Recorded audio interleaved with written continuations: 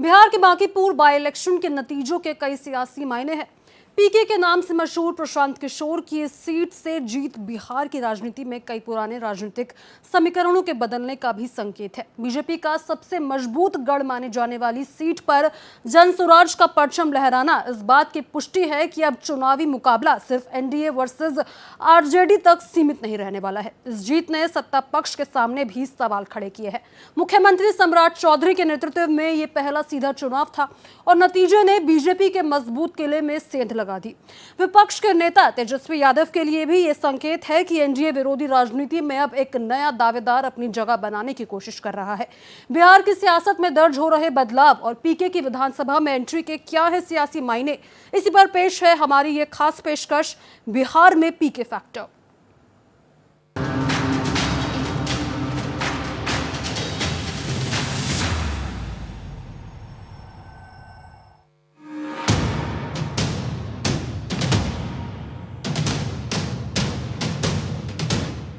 बिहार की राजनीति में एक उपचुनाव ने ऐसा भूचाल ला दिया है जिसकी गूंज सिर्फ बांकीपुर तक सीमित नहीं है।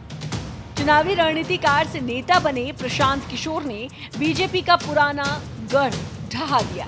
लेकिन सवाल सिर्फ इतना नहीं है कि बीजेपी क्यों हारी। बड़ा सवाल यह है कि क्या इस जीत से तेजस्वी यादव की विपक्ष की राजनीति कमजोर होगी?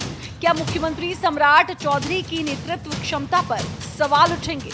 और क्या जेनजी आंदोलन ने बिहार की राजनीति में नई पीढ़ी की एंट्री करा दी है?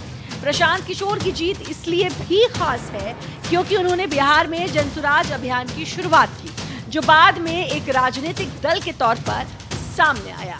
उन्होंने पूरे बिहार में हजारों किलोमीटर की पदयात्रा कर संगठन खड़ा करने की कोशिश की और शिक्षा, रोजगार, पलायन, भ्रष्टाचार और सुशासन जैसे मुद्दों को अपनी राजनीति का केंद्र बनाया।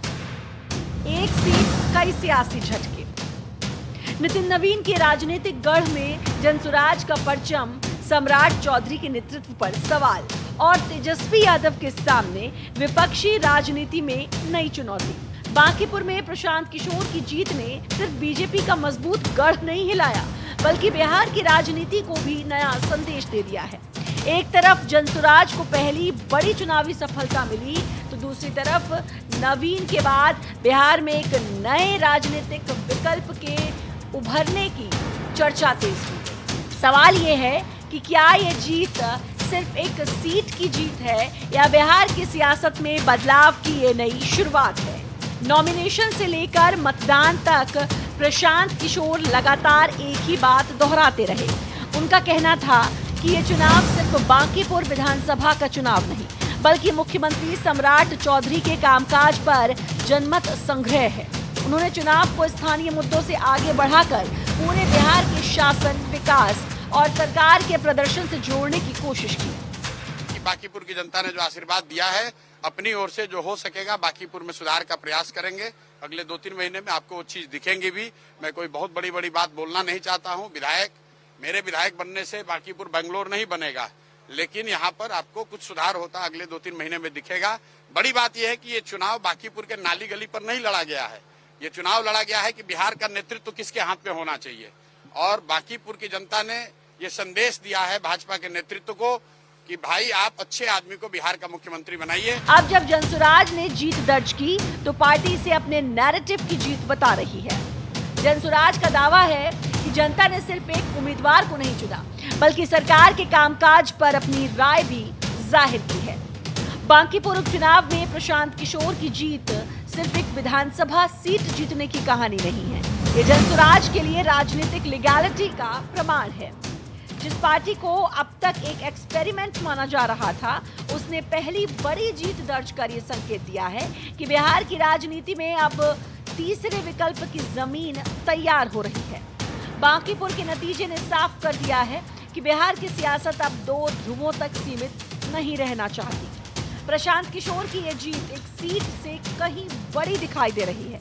अब निगाहें इस बात पर हैं कि क्या ये जनसुराज की पहली बड़ी उड़ान है या आने वाले विधानसभा चुनाव का ट्रेलर। बांकीपुर में मिली जीत ने प्रशांत किशोर को नई राजनीतिक पहचान दे दी है। ये जीत सिर्फ एक विधानसभा सीट जीतने भर की कहानी नहीं है, ये उस नेता की राजनीतिक वैधता की मुहर है जिसे अब तक चुनावी रणनीतिकार के तौर पर जाना जाता था। जनसुराज को पहली बड़ी चुनावी सफलता मिली और प्रशांत किशोर ने ये मैसेज देने की कोशिश की कि अब वो सिर्फ रणनीति नहीं बल्कि चुनाव जीतने की क्षमता भी रखते हैं। इस जीत की गूंज सिर्फ जनसुराज के दफ्तर तक नहीं बल्कि बीजेपी और आरजेडी के गलियारों तक सुनाई दे रही है। सवाल ये है कि क्या एक जीत ने कई नेताओं की राजनीति को चुनौती दे दी है? बीजेपी के लिए झटका। महज 9 महीने पहले हुए बिहार विधानसभा चुनाव में एनडीए ने 243 में से 202 सीटें जीतकर प्रचंड बहुमत हासिल किया था। उसी चुनाव में जनसुराज का खाता तक नहीं खुला और पार्टी का एक भी उम्मीदवार विधानसभा नहीं पहुंच सका। लेकिन 9 महीने बाद तस्वीर बदली हुई दिखाई। बांकीपुर, जिसे बीजेपी का सबसे सुरक्षित किला और प्रदेश अध्यक्ष नितिन नवीन का राजनीतिक गढ़ माना जाता रहा है, वहीं जनसुराज ने अपना परचम लहरा दिया। मुख्यमंत्री सम्राट चौधरी के पद संभालने के बाद ये पहला सीधा चुनाव था जिसमें जनता को अपना प्रतिनिधि चुनना था। इसीलिए इस चुनाव को नई सरकार के कामकाज के नेतृत्व की पहली राजनीतिक परीक्षा के तौर पर भी देखा जा रहा था।